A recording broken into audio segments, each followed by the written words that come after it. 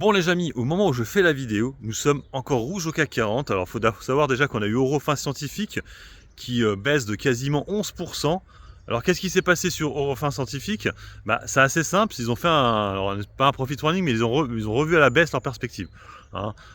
Et ça, le marché n'aime pas. C'est pas la première fois qu'ils font ça, Eurofins Scientifique. Il faut savoir aussi, vous savez, ils avaient été attaqués aussi par Moody Water. Par contre, la VAD avait beaucoup chuté. Alors je me dis peut-être qu'il y a peut-être pas grand-chose parce que ils ont été attaqués par Moody Water. Après, la VAD est vite sortie quand ça s'est effondré. Et là, maintenant, on n'a plus qu'une position de 1,79, je crois, alors qu'avant, on était vers les 3-4%. Donc, divisé par deux, quand même, la VAD.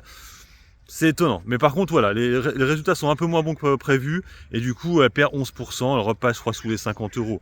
Dans les autres résultats qu'on a eu, on a Interparfum, qui a donné ses résultats hier. Alors, c'était chiffre d'affaires, pardon.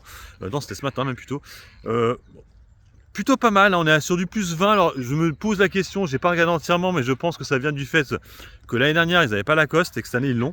Et que du coup automatiquement ça booste le chiffre d'affaires. C'est un peu Téléperformance et avec Majorel, ça va être la même chose. C'est-à-dire que le chiffre d'affaires est automatiquement boosté parce qu'ils ont récupéré Majorel. Donc là ils ont récupéré Lacoste. Donc par rapport à l'année d'avant, il n'y avait pas Lacoste. En plus Lacoste ils ont sorti un nouveau parfum, vous savez l'original.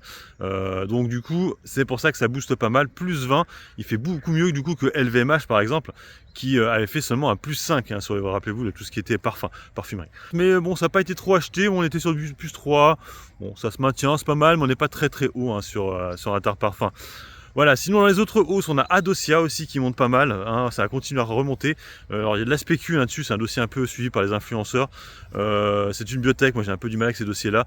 On était redescendu à 5 euros et là on est de nouveau à 8 euros. Donc la spécu repart, hein, faut savoir qu'ils avaient des contrats avec Sanofi. Des possibilités de contrat avec Sanofi, c'est ça qui fait que. On voit aussi que Sanofi est repassé sous les 100 euros, on a 98 euros actuellement sur Sanofi.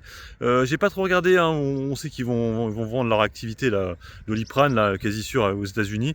Mais du coup, il y a une bonne baisse aujourd'hui. Ça peut en profiter si vous voulez avoir un PE en dessous des 100. Pour ma part, moi j'ai acheté deux actifs. C'est pas deux actifs, c'est deux que j'ai déjà.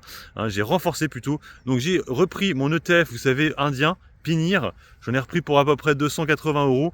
Et puis j'ai pris aussi mon ETF foncier, hein, aussi là, parce que là aussi la Bollinger cassée par le bas.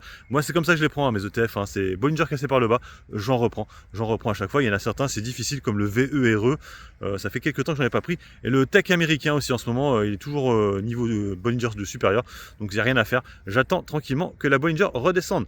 Allez, sur ce, je vous laisse, bon investissement à tous, et puis bon trade, ciao ciao.